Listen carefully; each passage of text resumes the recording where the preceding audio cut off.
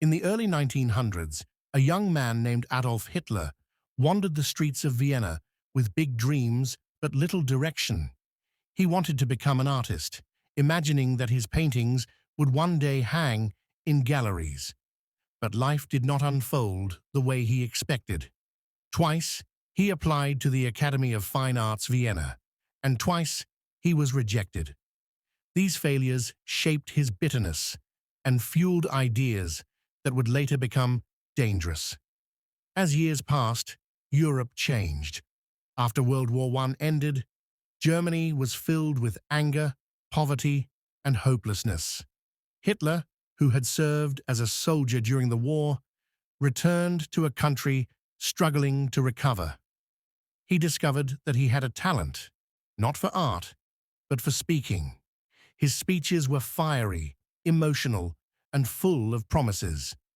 Many people, desperate for change, listened to him. Hitler rose in power quickly. He joined a small political group that later became known as the Nazi Party. Through fear, propaganda, and strong rhetoric, he gained more followers. In 1933, he became the Chancellor of Germany. Soon after, he transformed the government into a dictatorship where no one could question him. What followed would become one of the darkest chapters in human history.